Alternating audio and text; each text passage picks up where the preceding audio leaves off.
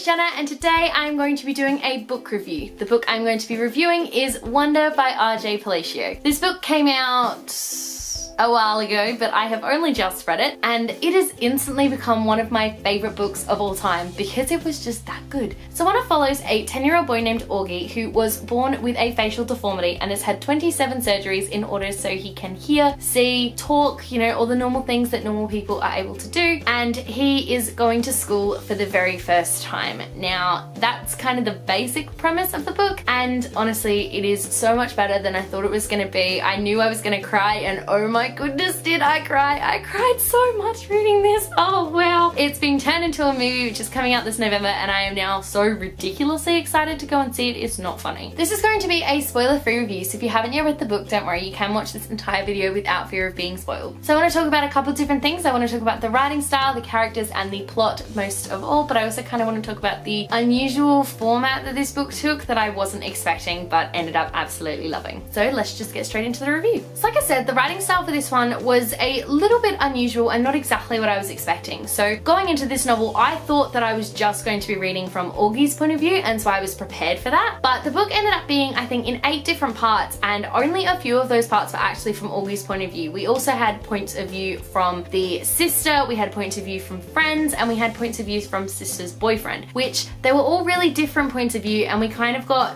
the point of view kind of like events that had already happened, so we kind of jumped back and forth when it came to events in the novel, but I always knew exactly what was going on, which I thought was a really clever thing to do because it meant that I got to see different characters' interpretations of different events, which I absolutely loved and adored, because so many of these events that happened were just so, what's the word I can put this? A lot of them were really like heartbreaking, and also just when you read the other side of the story you realized just how heartbreaking it actually was, and it was just a really good way to get into different characters' heads and to show that, you know, everyone's lives are different from what they are on the surface to what they are underneath. That happened a lot with a couple different characters.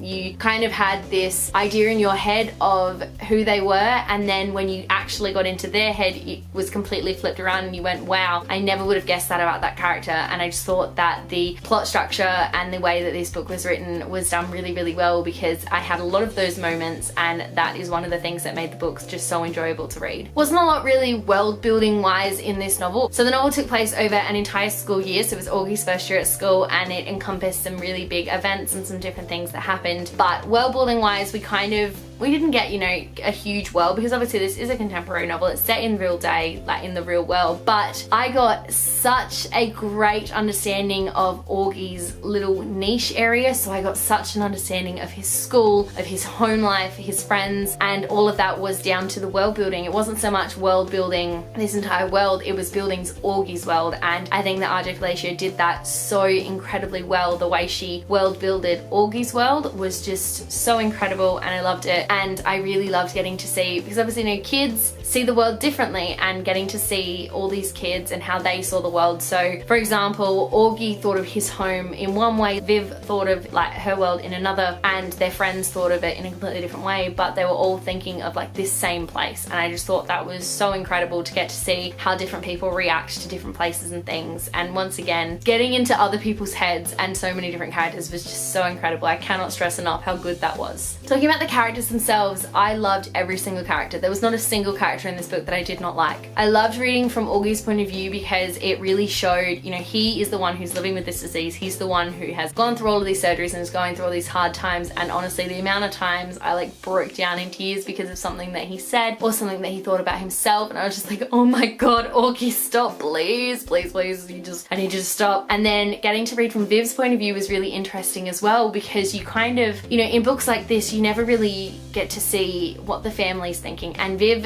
thinks some thoughts that she's then ashamed of, but like I understood, I completely sympathized with her. I understood why you think that way, and that was just a really like weird moment for me to understand how she was feeling. And that was the first time I cried, when she said something in part 2, and I just lost it, because I went, oh my goodness. Like with families like this, when you have a child who has like problems, if there's another child, quite often that child kind of gets like pushed to the side, and that's especially in literature. I find that if you have someone like that, they just get pushed to the side. But having it centered on Viv, and it just showed what that being pushed aside meant and how that was affecting her, and it was just a really good delve into her mind, something that you wouldn't normally get. And then of course having it dive into all the friends' heads as well. Like we got to dive into Summer's head, Jack's head. We even got to dive into some of Viv's friends. So we got to dive into Miranda's and into Viv's boyfriend, which his chapter was a little bit odd because it was completely told in lowercase. Like there were no capitals at all, not even at the start of sentences or names. And that was a really interesting choice, but one that I found really strange, and it was a little bit uncomfortable to get through. So his part was probably like my least favorite of the book, but I still really enjoyed it. And I just thought that it just showed that, you know, other perspective that we probably wouldn't have gotten otherwise. I love the characters themselves. I think they're all so incredible. I really love the parents in this book.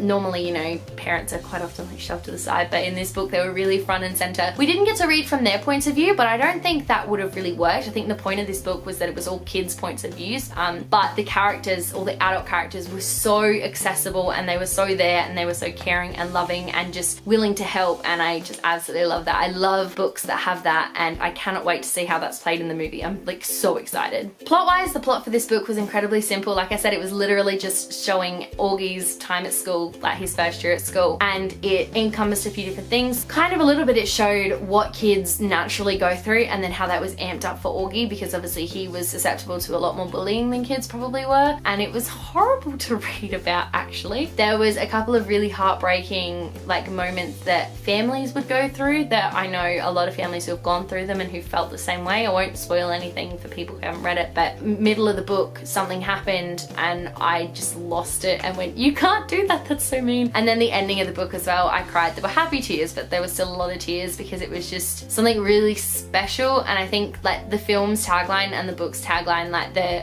you can't like blend in when you were born to stand out, is just incredible, and I love it. And I really think this book carries a really strong message, and I think that it definitely should be read by pretty much everyone. I mean, I was 22 reading it and I absolutely adored it and still took away the message from it. So absolutely loved this one. So all in all, because I don't think I said this at the beginning of the video, I ended up giving this book 5 out of 5 stars for the reasons that I have explained. I think it is an incredibly touching, moving story that I just love and adore, and really do think that everyone who can should get their hands on it and should read it. Thanks for watching. Let me know in the comment section below if you have read Wonder, and let me know what you thought. I would really love to know. Also let me know if you were going to see the movie, because I am now so ridiculously excited for it. A little bit worried that Owen Wilson is like playing the dad, because I didn't think the dad was all that comical in the book, and I know he traditionally plays like really comical characters, but I also think he has kind of a serious side, so I am interested to see how he does that. If you like this video, be sure to give it a huge thumbs up, and don't forget to subscribe to my channel so you don't miss a thing. Stay random. Bye.